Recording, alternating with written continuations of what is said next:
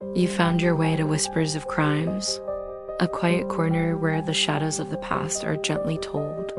Here, we speak of real crimes and mysteries, not to shock or scare, but to wonder, to reflect, and maybe to help you fall asleep.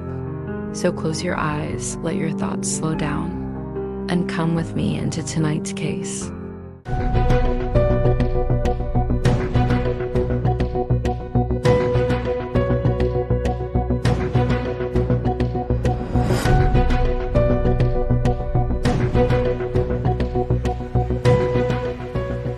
In the early hours of April 1st, 2006, a promising medical student walked into a crowded college bar in Columbus, Ohio, and was never seen again. Brian Shaffer wasn't just another name on a missing persons list. His case baffled experts, tormented his loved ones, and left a trail of questions that still echo nearly 2 decades later. There was no struggle, no screams, no footage of him leaving. In an age of digital surveillance and modern policing, how does a man vanish from a bar with only one way in and out? Tonight, we revisit one of the most haunting, unsolved disappearances in America. This is the story of Brian Shaffer. Chapter 1. Who was Brian Shaffer? To understand the mystery, we have to understand the man. Brian Shaffer was 27 years old, a second-year medical student at Ohio State University. Tall, fit, and charming, Brian had a magnetic personality that made him well-liked by classmates and professors alike. But beneath the lab coat was an artist at heart. He loved music, Pearl Jam, especially, and dreamed of a life that mixed medicine and creativity. One day, he'd tell his friends he'd leave it all behind and open a beach bar where he could play guitar and serve drinks and flip-flops. He was close to his family, especially his mother, Renee. Her death in March 2006 from a rare form of cancer shook Brian to the core. Friends noticed a change in him after her passing. He kept up with school, yes, but grief clung to him like a shadow. Still, he didn't withdraw entirely.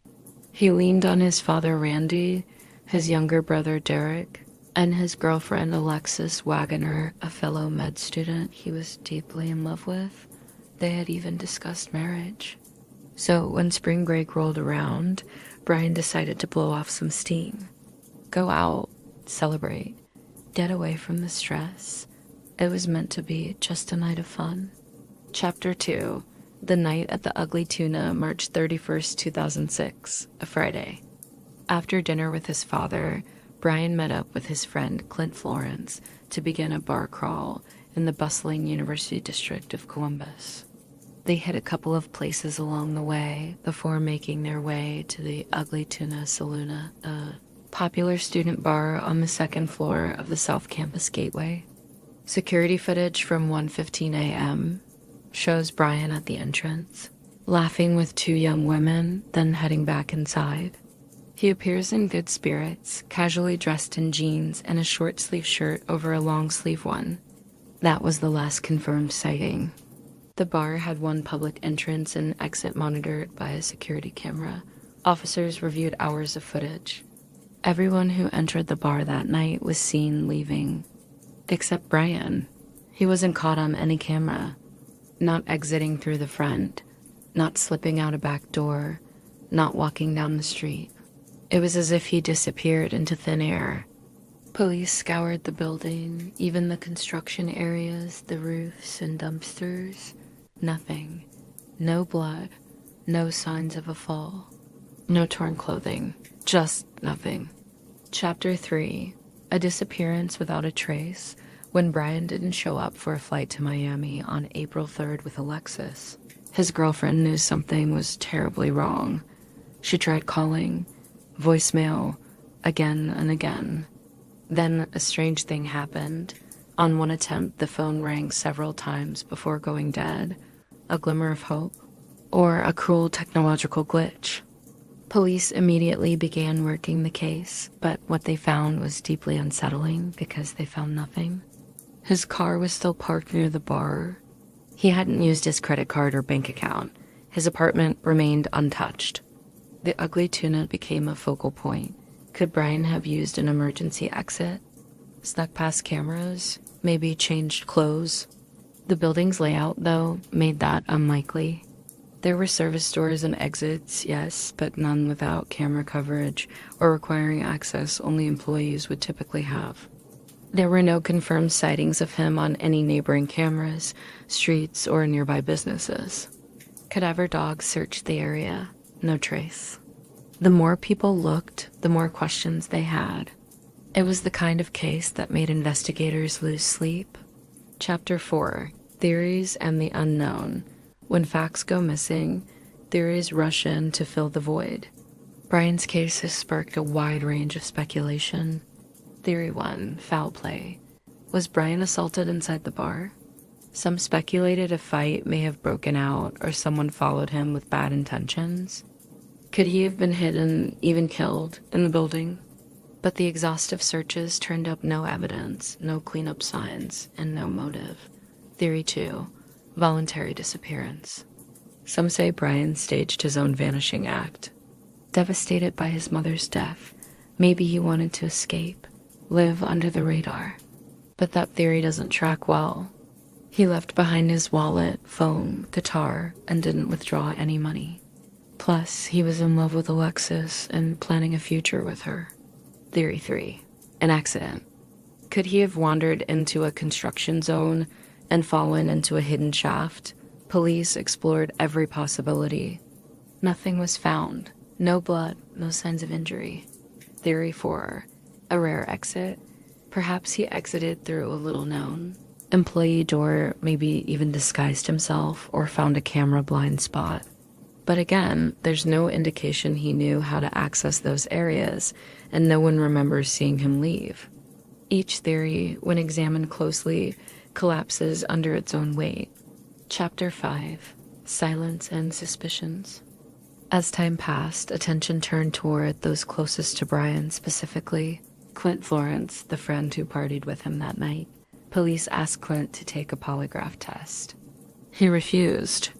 His lawyer advised silence, and that's exactly what Clint has maintained ever since. To many, that silence felt suspicious. What didn't he want to reveal? But legally, silence isn't guilt. Clint has never been charged or officially named as a suspect. Brian's girlfriend, Alexis, was devastated. She called his phone nightly for months. Sometimes it rang. Once, it rang 3 times before cutting off. Cell tower records later showed it pinged a tower in Hilliard, Ohio, a suburb of Columbus. The phone company chalked it up to a glitch, but what if it wasn't? Meanwhile, Brian's brother Derek tried to keep the search alive. So did their father, Randy, who poured everything he had into finding answers. But every lead, every tip, every supposed sighting led nowhere. Chapter 6. A Family's Long Vigil. If there's one thing more heartbreaking than a disappearance, it's the silence that follows. For years, Randy Shaffer kept searching, putting up flyers, begging for leads, and working with law enforcement. In interviews, his pain was palpable. But tragedy struck again. In 2008, Randy died when a tree branch fell on him during a storm. In his obituary, a space was left for Brian, as if the family still believed he might return. Sightings poured in over the years. Some claimed to see him in Michigan, others as far as Sweden. None were confirmed. The FBI eventually released an age progression photo in 2020, showing what Brian might look like today. He'd be 45 now. Still nothing. No confirmed activity. No digital footprint. Not a single shred of new evidence. Chapter 7. Into the Void. Brian Shaffer's disappearance feels like fiction, except it's not. A man walked into a bar. He smiled, talked with friends, and walked through a door and into a void. To this day, the case remains open. Cold, but not forgotten. His family, his friends, and the public still wonder, what happened to Brian Shaffer? Did someone help him disappear? Was he a victim of a perfect crime? Or did he, in his grief, choose to vanish?